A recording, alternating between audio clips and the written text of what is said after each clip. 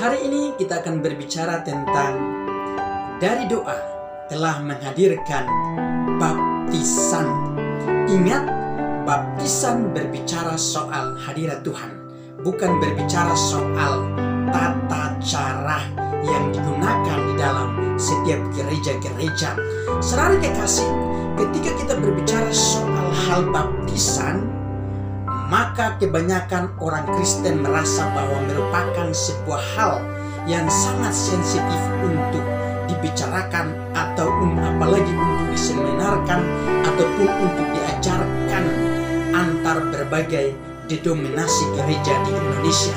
Bahkan ketika seseorang yang menganut ajaran baptisan secara selam akan bertemu dengan seseorang yang sedang menganut ajaran baptisan secara percik, maka di saat pertemuan itulah akan ada sebuah perdebatan, dialog, dan bahkan semua dialog dan perdebatan itu pada akhirnya tidak menemukan sebuah solusi yang tepat untuk meyakinkan kepada kita bahwa manakah baptisan yang benar dan mana baptisan yang salah. Dan sekalipun gereja-gereja menggunakan baptisan yang satunya secara selam dan satunya secara percik, saya mau katakan bahwa semuanya itu baik di mata Tuhan. Tidak ada yang salah, semuanya itu benar, dan tidak ada yang dikatakan bahwa ini yang baptisan yang satu lebih benar daripada baptisan yang lain. Tetapi saudara kasih ingat bahwa yang menjadi salah atau yang sering membuat baptisan menjadi hal yang sangat sensitif untuk dibicarakan, bahkan sering dipersoalkan, adalah orangnya itu sendiri, bukan daripada Tuhan, tetapi orang Kristen itu sendiri yang ingin untuk mempertahankan ego di dalam menerima pendapat satu dengan lain soal tentang hal baptisan. Tetapi saudara kasih, menariknya hari ini saya akan membagikan materi soal dari doa telah menghadirkan baptisan. Bahkan saudara kasih, ketika kita berbicara bahwa benarkah doa inilah yang menghadirkan soal hal baptisan, maka saudara kasih kita harus ingat bahwa di Alkitab sudah mencatatkan semuanya itu. Tetapi mengapa orang Kristen ketika kita berbicara bahwa dari doa telah menghadirkan baptisan, masih ada orang yang terheran, masih ada orang Kristen yang menjadi merasa, kok adakah hal yang demikian dalam Alkitab? Inilah kita harus menyadari bahwa kita menjadi orang Kristen jangan hanya sebatas untuk mendengar dan mendengar saja soal khotbah dan pelayan-pelayan Tuhan dari hamba-hamba Tuhan, dari pendeta-pendeta saja, atau menjadi orang Kristen jangan hanya cuma mengandalkan karunia demi karunia. Bahkan termasuk menjadi orang Kristen tidak boleh hanya untuk melihat mujizat atau mendengar mujizat demi mujizat saja, tetapi kita menjadi orang Kristen, tugas kita salah satunya adalah turut untuk mempelajari firman Tuhan. Sebab tujuan kita mempelajari firman Tuhan adalah supaya dasar kepercayaan kita, keyakinan kita tentang ajaran-ajaran yang dalam Alkitab benar-benar kita harus memiliki dalam hidup kita, dan kita percaya bahwa semuanya itu benar adanya. Saudara kekasih, untuk membuktikan benar atau tidaknya dari doa telah menghadirkan baptisan, maka di dalam catatan saya ada 3 hal yang saya akan sharekan dan bagikan kepada saudara untuk kita sama-sama belajar mengenal dan mengetahui bahwa pada hakikatnya dari hal doa itulah baptisan Tuhan yang disebut kemuliaan Tuhan, kebesaran Tuhan, hadirat Tuhan yang senantiasa menyertai kehidupan orang percaya masih tetap ada mulai dari zaman perjanjian lama, di zaman perjanjian baru, hingga di zaman anugerah ini. Hadirat Tuhan masih tetap ada bagi kita. Saudara kekasih, untuk membuktikannya, maka hal yang pertama, kita membuka Alkitab kita dari Kejadian pasal 1 ayat 26-28, pasal 2, lalu di pasal yang ketiga dari kitab Kejadian. Kejadian pasal 1 ayat 26 sampai ayat yang ke-28. Di di sana menceritakan bahwa sebelum Tuhan Allah menjadikan manusia, Tuhan melakukan paling pertama adalah bermusyawarah dulu. Dan hasil musyawarahnya Tuhan ialah untuk menjadikan manusia serupa dan segambar dengan dirinya. Musyawarah Tuhan di waktu itu merupakan sebuah hal doa yang selalu dibicarakan oleh Tuhan secara internal, dan tujuannya adalah bagaimana caranya untuk menjadikan manusia, dan hasilnya daripada doa itu adalah menjadikan manusia segambar dan serupa dengan dirinya. Karena Tuhan telah menjadikan manusia, itu yang pertama, manusia pertama yaitu Adam, segambar dan serupa dengan dirinya, maka itulah yang membuat Tuhan atau hadirat Tuhan selalu hadir bersama dengan Adam pada waktu itu. Buktinya di Kejadian pasal 2, ketika setelah Tuhan menjadikan Adam sebagai manusia yang pertama, Tuhan selalu menghampiri Adam, selalu mendatangi Adam, selalu berdiskusi dengan Adam. Dan diskusinya adalah supaya Adam bisa dapat ditempatkan di Taman Eden. Sebab Tuhan Allah tidak menempatkan orang sembarangan di Taman Eden. Tetapi karena Adam telah diciptakan atau dijadikan Tuhan serupa dan segambar dengan dirinya, maka Tuhan sangat percaya sama Adam. Untuk itu Tuhan, tujuannya daripada Tuhan untuk menghampiri Adam ialah untuk bertanya-tanya, untuk berbicara dengan Adam, kamu suka tidak kalau saya tempatkan di Taman Eden? Dan karena mungkin waktu itu Adam setuju, maka Tuhan menempatkan di Taman Eden. Ketika Adam telah menempati Taman Eden, bukan berarti Adam hidupnya sudah bahagia. Belum. Adam masih punya persoalan. Persoalan Adam itu apa? Adam harus menghadapi namanya kesepian. Adam hanya hidup seorang diri. Adam hanya bisa berteman sama hewan-hewan di sekitarnya. Adam hanya bisa berteman dengan hutan yang ada di dalam Taman Eden, bahkan sungai-sungai ada di sekitarnya. Saudara yang kekasih, saya merasa waktu itu Adam pasti merasanya stres, bahkan dia merasa kok benar-benar hidup ini kok sepi sekali gitu, saudara. Dan mungkin yang menariknya adalah waktu itu Adam pasti berdoa sama Tuhan, sekalipun Alkitab tidak mencatatkan secara keseluruhan bagi kita tentang situasi yang dihadapi oleh Adam waktu itu. Tetapi bagi saya, waktu itu Adam telah berdoa atau berbicara dengan Tuhan, maka Tuhan pun setuju lalu memberikan seorang penolong atau seorang yang sepadan dengan dia disebut Hawa. Saudara kasih, lalu di Kejadian pasal yang ketiga berbicara tentang Adam dan Hawa jatuh dalam dosa.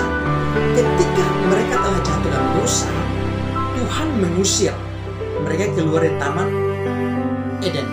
Tetapi sebelum Tuhan mengusir, di waktu itu ada terjadi sebuah komunikasi, sebab Tuhan yang mencari Adam dan Hawa di waktu itu. Nah, setelah dalam sepanjang komunikasi antara Adam dan Hawa di waktu itu, yang walaupun tidak dicatatkan oleh Alkitab, tapi kita harus berpegang teguh pada kitab Yohanes pasal yang ke-21 ayat 25, bahwa masih ada banyak hal-hal yang harus diajarkan atau disampaikan atau dikabarkan oleh Tuhan Yesus kepada kita, termasuk dengan kejadian-kejadian yang telah terjadi di waktu zaman Adam ini. Tetapi karena jika semuanya dituliskan, maka agaknya kitab-kitab di dunia tidak dapat memuat semuanya itu. Dan ini dasarnya yang kita harus pegang teguh. Dan untuk itu saudara kasih, berhubung di waktu itu mungkin Adam dan Hawa ketika berbicara dengan Tuhan di Taman Eden sebelum mereka diusir keluar dari taman itu, dan karena pembicaraan demi pembicaraan, maka Tuhan menyetujui, mendengar lalu menyetujui dengan membuat pakaian daripada binatang untuk mengenakan kepada Adam dan Hawa, dan mengenakan itu sebagai tanda Tuhan tetap bersatu dengan Adam dan Hawa. Tuhan tetap mengenal mereka sebagai miliknya yang sah. Tuhan tetap menyayangi, mencintai mereka, mengasihi mereka, dan karena itu Tuhan tetap ingin berkarya berkorban untuk menutupi segala kesalahan dosa itu. Haleluya. Itu hal pembuktian yang pertama. Hal yang kedua, kita dapat belajar hal yang kedua dari Keluaran pasal 34 ayat 9 dan ayat yang ke-28, lalu di Ratapan pasal 5 ayat 21 dan 22. Saudara yang kekasih, di Keluaran pasal 34 ini berbicara soal Musa ketika waktu itu dia berdoa kepada Tuhan. Dia berdoa cuma satu, minta tolong sama Tuhan supaya kasih setia Tuhan dan bahkan kehadiran Tuhan jangan menjauh daripada umat Israel. Sekalipun umat Israel merupakan umat yang sering melakukan dosa atau salah di mata Tuhan, tapi Musa berdoa, Tuhan biarlah kasih-Mu terus menyertai. Ada yang kata lain, biarlah hadirat-Mu tetap menyertai bangsa Israel selaku umat pilihan Tuhan. Dan bahkan Musa berdoa kepada Tuhan, memohon, minta tolong supaya hadirat Tuhan hadir. Bahkan pengampunan Tuhan turun atas umat Israel yang sering melakukan kesalahan. Bahkan Ratapan pasal yang kelima ayat 21 dan 22 terus pasal 21. Di sana nabi-nabi juga berdoa menyatakan bahwa bawalah kami kembali kepadamu. Dengan kata lain, bawalah kami kembali mendekat kepadamu bersama dengan hidup dalam hadirat-Mu, hadirat dan kemuliaan Tuhan. Kemuliaan Tuhan yang pernah Tuhan berikan atau percayakan kepada Adam selaku manusia yang pertama yang telah hilang ketika Adam dan Hawa jatuh dalam dosa, justru terus didoakan oleh Nabi Musa, bahkan nabi-nabi yang lain, bahkan semua nabi-nabi yang ada tertulis nama di dalam Alkitab Perjanjian Lama. Mereka sudah berdoa soal hadirat Tuhan itu supaya jangan hilang secara total, tapi biarkanlah terus hadir. Untuk itu perjalanan bangsa Israel sejak keluar dari tanah Mesir menuju ke tanah perjanjian, tangan Tuhan selalu menyertai mereka.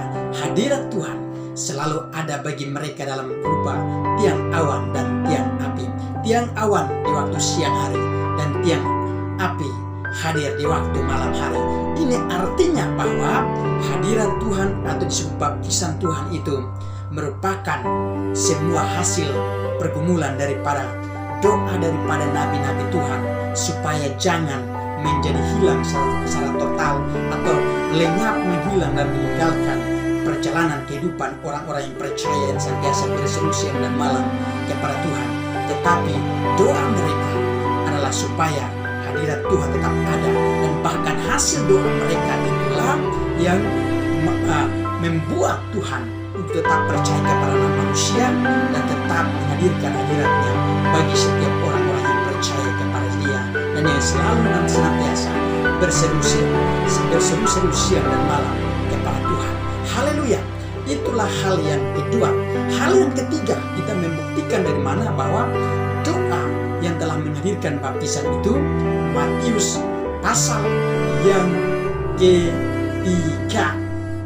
Matius pasal yang ketiga, saudara yang kekasih, ayat 1 sampai ayatnya yang ketiga. Di sana menyatakan bahwa pada waktu itu tampillah Yohanes Pembaptis di padang gurun Yudea dan memberitakan, bertobatlah sebab kerajaan surga sudah dekat. Sesungguhnya dialah yang dimaksudkan Nabi Yesaya ketika ia berkata, ada suara yang berseru-seru di padang gurun, persiapan jalan untuk Tuhan, luruskanlah jalan baginya. Daripada pasal 3 Matius ini kita bisa dapat membandingkan bacaan ini dengan Yesaya pasal 40 ayat 1 sampai ayat yang kelima. Sekarang kekasih, di Yesaya 40 ayat yang kelima menyatakan bahwa kemuliaan Tuhan akan menjadi nyata dan manusia akan melihat kemuliaan itu. Dengan kata lain, hadirat Tuhan akan menjadi nyata dan setiap manusia yang percaya kepada Tuhan Yesus, bahkan Tuhan yang kita sembah siang dan malam, menurut iman kekristenan kita, akan melihat kemuliaan itu dengan nyata, akan melihat hadirat Tuhan itu dengan nyata. Jadi saudara yang kasih, Yesaya sudah pernah berdoa atau bernubuat atau berbicara atau menyampaikan berita kabar tentang hal baptisan ini. Bahkan ini menunjukkan bahwa Yesaya pun sudah terus berdoa kepada Tuhan di waktu itu supaya baptisan Tuhan terus hadir bagi kehidupan manusia, sehingga hasilnya doa daripada Nabi Yesaya terjawab di zaman hadirnya Yohanes Pembaptis di zaman Perjanjian Baru. Dan Yohanes Pembaptis tampil untuk memberitakan kabar pertobatan bagi setiap orang-orang yang percaya kepada Tuhan, dan dia meluruskan jalan kebenaran bagi setiap manusia yang belum memiliki kebenaran daripada Tuhan. Saudara yang kekasih, kita harus benar-benar belajar dan mengetahui dan mengerti bahwa dari doa telah menghadirkan baptisan. Nabi-nabi yang ada tertulis namanya dalam Alkitab, mereka sudah bergaul karib sama Tuhan, tapi dalam kehidupan setiap harinya mereka sering berdoa kepada Tuhan. Dan salah satu doa mereka adalah berdoa supaya jangan sampai hadirat Tuhan menjauh daripada kehidupan orang yang percaya kepada Tuhan, termasuk umat kesayangan Tuhan, yaitu bangsa Israel di zaman dulu. Lalu zaman Perjanjian Baru, Yohanes tampil membawa baptisan. Tetapi ingat, Yohanes mengatakan dia bahwa dia membaptis dengan air hanya sebagai tanda untuk orang bertobat. Tetapi baptisan yang sesungguhnya yang datang kemudian daripada Yohanes Pembaptis adalah baptisan Tuhan itu sendiri, yaitu Yesus Kristus. Sebab baptisan Yesus Kristus berbicara soal hadirat Tuhan, baptisan yang penuh kuasa, baptisan yang penuh hadirat Tuhan, yang bisa memulihkan di setiap kehidupan orang dan bahkan bisa membuat orang untuk bertobat sungguh-sungguh, adalah dari hatinya akan terjadi jamahan hadirat Tuhan, lalu mengubah pemikiran orang untuk berbalik dari dosa kepada jalan kebenaran daripada Tuhan itu. Saudara kekasih, Yohanes Pembaptis dan segala ajarannya soal baptisan yang menyatakan bahwa dari doa telah menghadirkan baptisan sudah tercatat semua dalam Alkitab, hanya tidak dituliskan secara lengkap dan sempurna bagi kita. Tetapi ingat, kitab Yohanes pasal yang ke-21 ayat 25 menjadi dasar pegangan kita bahwa masih ada banyak hal-hal yang harus dinyatakan oleh Kristus kepada kita. Tetapi jika dikatakan semuanya, agaknya dunia tidak bisa memuat. Haleluya. Saudara kekasih, baptisan yang kita miliki sampai hari ini, yaitu hadirat Tuhan yang kita rasakan di kehidupan kita setiap harinya, akan merupakan hasil doa-doa daripada nabi-nabi Tuhan, bahkan daripada Tuhan sendiri, dan bahkan daripada rasul-rasul, dan sampai zaman anugerah. Doa-doa setiap orang yang percaya masih terus mendatangkan baptisan Tuhan, yaitu hadirat Tuhan itu di dalam kehidupan setiap orang percaya. Bahkan siapa yang percaya selalu disertai